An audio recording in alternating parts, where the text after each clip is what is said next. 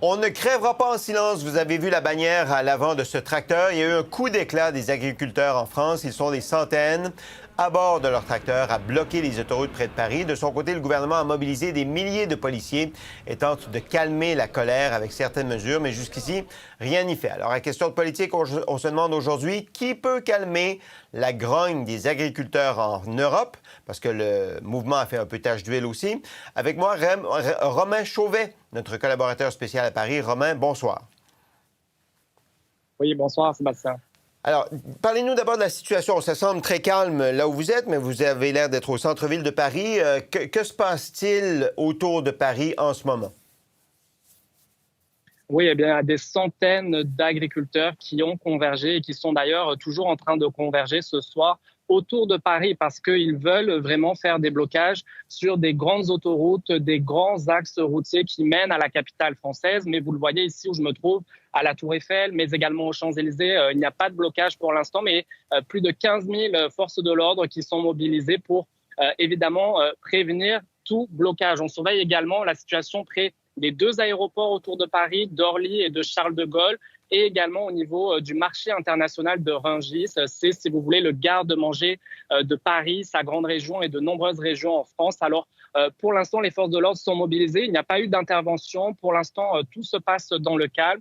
Et c'est ce qu'avait dit un peu plus tôt dans les derniers jours, en fait, le ministre de l'Intérieur, ici, Gérald Darmanin, qu'il n'y aurait intervention des forces policières uniquement en cas de violence ou lorsque des personnes seraient en danger. Alors, pour l'instant, relativement calme, mais des blocages qui vont se poursuivre tout au long de la nuit. Des gens vraiment qui sont déterminés à rester le temps qu'il faudra, ils disent, pour que le gouvernement leur apporte des réponses concrètes. Voilà, alors ça c'est intéressant. Qu'est-ce qu'ils revendiquent? Parce qu'on a suivi, nous, de loin le mouvement depuis quelques jours déjà. C'est comme si aujourd'hui il y a un coup d'éclat. Mais quel est le problème aux yeux des agriculteurs?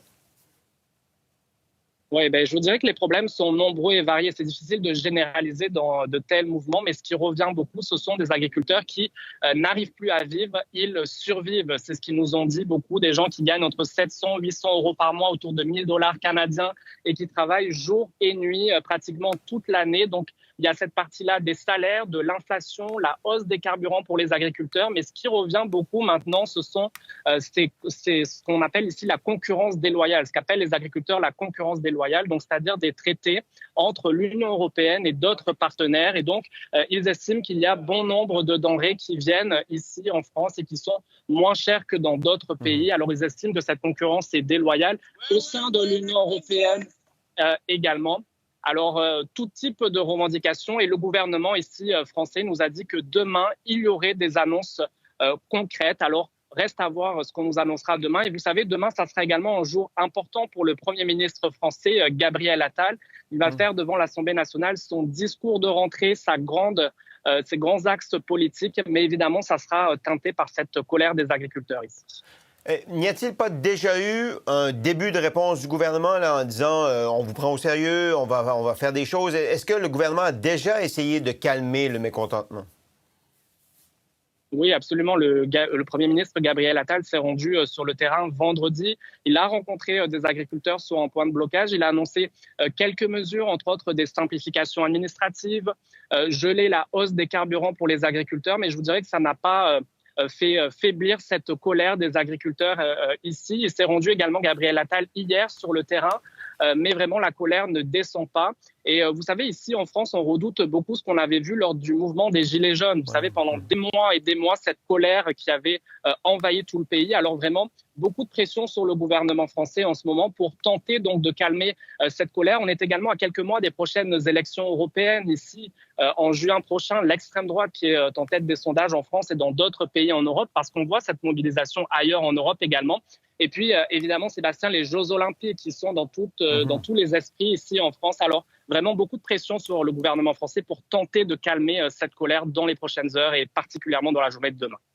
Une dernière question, puis je prends un peu plus de temps que ce qui était prévu. Mais le mouvement des Gilets jaunes, vous y faites allusion, on n'en entend plus parler. Est-ce qu'il existe toujours? Est-ce qu'il se manifeste toujours? Ou on est passé à d'autres choses, puis la colère, aujourd'hui, se manifeste autrement, notamment par les agriculteurs? Je vous dirais qu'on est passé à autre chose, mais que la colère est toujours présente. Et on l'a vu particulièrement aujourd'hui, il y a de nombreux taxis qui ont rejoint ces blocages, qui ont fait des blocages également autour de Paris, autour de Bordeaux, une autre grande ville française. Et je vous dirais que dans le pays, de façon générale, on sent quand même une colère. Alors, vous savez, il suffit seulement d'une étincelle pour que le mouvement reparte et reprenne. Alors, c'est vraiment ce que redoutent les autorités. Mais il faut dire que pour l'instant, il n'y a eu aucun débordement. Tout s'est fait de façon civilisée et c'est vraiment là-dessus que misent les agriculteurs pour se faire entendre et avoir des réponses concrètes. Romain, merci beaucoup de nous avoir parlé. Le décor dans lequel vous êtes est absolument superbe. Merci et bonne soirée à vous. Plaisir, au revoir.